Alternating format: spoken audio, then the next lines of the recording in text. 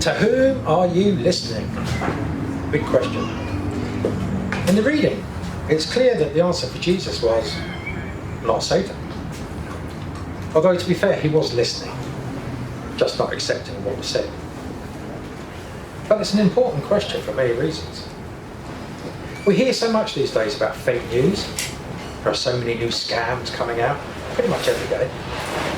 And of course, there's that old favourite spin. This person says the world is round. I know I'm looking at Jonathan, but he doesn't believe. This one says it is flat. Yes, I'm looking at Philip, but he may be a Trekkie, but I don't believe he believes the world is flat. Each viewpoint can gather acolytes. Sometimes these people are very persuasive. The truth becomes lost amongst the hype, the outrageous claims, and the fear-mongering. In the example of a flat world, many people put off finding out by the fear of falling off. Fear of something is a powerful force, particularly fear of the unknown. There are numerous scams around, being perpetrated by email, telephone, text, phone call. Some are quite insidious and believable. Some are just laughing in their presentation. But still, they are there and people fall for them. Some are based on fear. If you don't do this, then this will happen. Some based on greed. I have millions to give away, and I think you're a great person, so send me 50 quid for transfer charges, and the millions are yours. Some based on empathy. My auntie is dying. She needs an operation. Please send money. These are all true scams, by the way. All these scams are designed to tap into our deepest emotions, the very things that make us human, and exploit them. And let's not forget fake news. Fake news abounds in all walks of life. Social media, absolutely ram-packed with it. Newspapers, still there. Even the pub. Yeah, the good old pub. Wherever there is a news story on an item of interest, there is someone embellishing it, or just plain making it up. Twisting what has happened to fit their own agenda, their own ideas, or their own viewpoint. Trying to influence what others believe. Sometimes through minor adjustments or additions, like the good old American one. Of course, it was the Russians, which they kind of add to everything. I heard from someone who was there. There's another favourite. You can never quite trace back to who this person was. Sometimes, though, there's great whoppers. Like, of course, when they walked on the moon, they set up a great big listening disc, and now the government listens to everything we do. All right, that's kind of getting into conspiracy theory territory, but you get the idea.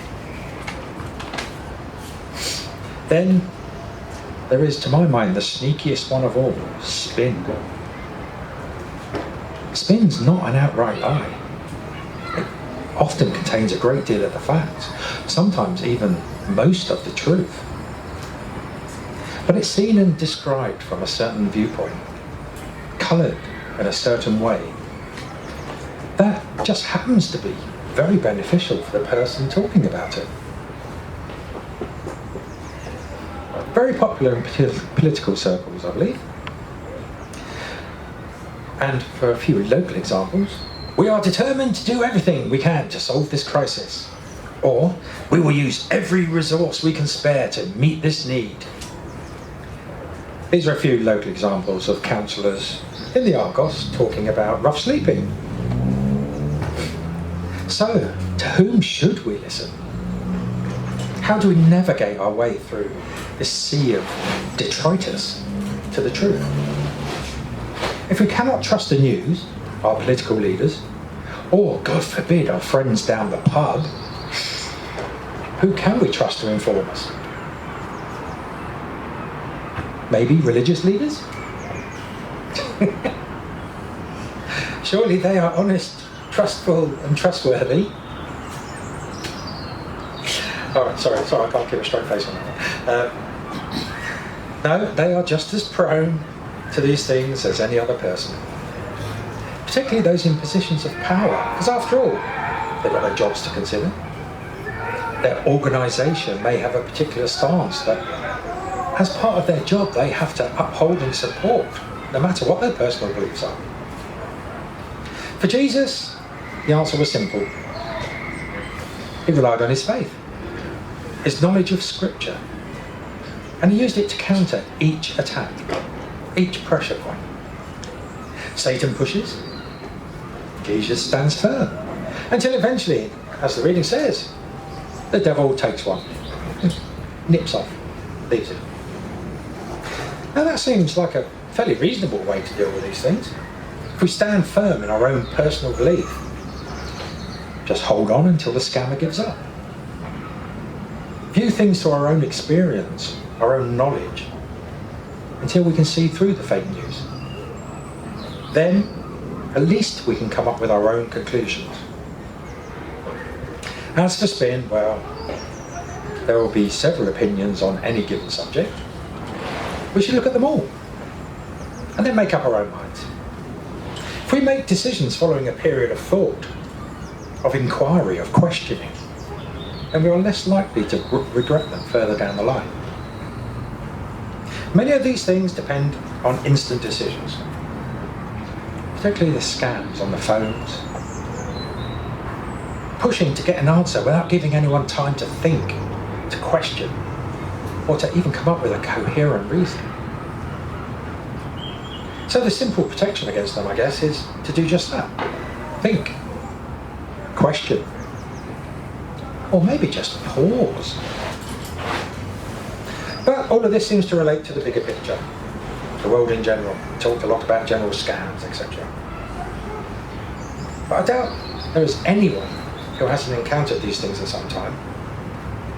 But what about at a more individual level, a personal level?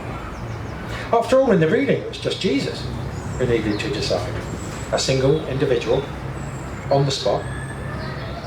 All he had to rely on was his own inner compass, his experience, and his knowledge of right and wrong. I mean, we often hear from celebrities, particularly actors, and they love to tell everybody about how someone inspired them. We've all seen the Oscar-winning, sort of acceptance speeches about, oh, my English teacher did this, and, And they all say how an encounter or a mentor started them on their journey. How by listening to that individual, they achieved great things, or became the person they are now. Of course, that also works the other way around. If they had listened to a different individual, found a different mentor, they might have just as easily have become con men instead of actors, crooks instead of politicians. Okay, in some cases they're both. So, the line kind of blurs there a little, but, we'll go with it. So who we are listening to is very important, not only for us, but for how we see the world, how we relate to others, how we impact on our community. After all, if you grow up in a household where the parents blame everything on refugees, taking our jobs, stealing our money, using up our health services, then you may well go through life with a very negative attitude towards refugees. After all, it's all you've known. That attitude could affect those around you, and thus we have a ripple effect, where the negativity just floats outwards. But it doesn't have to be something as obvious as growing up in a racist, xenophobic, homophobic, everything phobic household. It can start quite small. A few bad taste jokes about a particular group of people, a few throwaway comments, even one single action being perceived as being motivated by an ist or an ism can start the move towards a hostile environment. I've heard many times it's just a joke, only a bit of banter, no harm. And while that might be true and how it seems for that group of people, it's not always the impact it has on the people around them, on people outside of that group. In MCC, we talk often about intent and impact, to try to make people aware of the power of their words and how they land. Never mind what the intent was, the impact needs to be thought of. It's all too easy to get in discussions where saying negative things seem reasonable, going with the flow of the conversation, but we need to be very careful of exactly what we are saying. Back in the war, as you know, they had posters everywhere that warned of this. The old careless talk costs lives, loose lips sink ships. That actually hasn't changed. Careless talk can cost lives, right here and right now. Careless talk can create an atmosphere where a group of people can be seen as less than human, undesirable, unwanted, a blight, which can lead to some people feeling it's okay to attack them. After all, no one wants them here, no one cares about them, no one to do anything, so why shouldn't they? Once we start down that road, we might as well paint a target on their backs and make it open season. There will always be people who are looking to hurt others, attack others, for a number of reasons. Whether it's that they feel powerless in their own lives and want to blame someone, or they themselves have been hurt and want to pay it forward. Whether it's their upbringing or some life experience that has brought them to them. And all they really need is an excuse and a target. Even here in Brighton and Hove, a city reputed to be open and welcoming, we have seen this happening many times. In recent years, the targets have been LGBT, the homeless, refugees, and ethnic minorities. Often it starts with comments in the local news about how this is a drain on resources, or that is costing too much money. And then there's little mentions by local, let's call them political figures,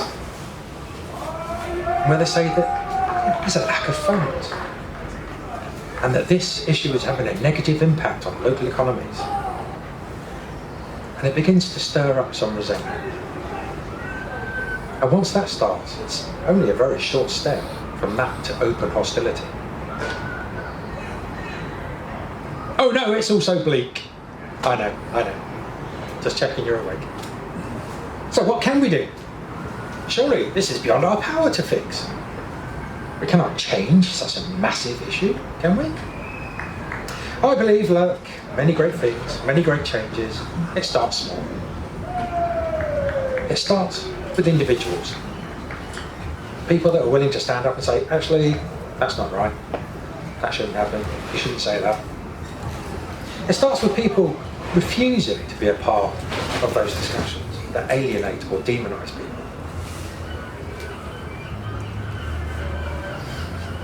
It starts with dialogue.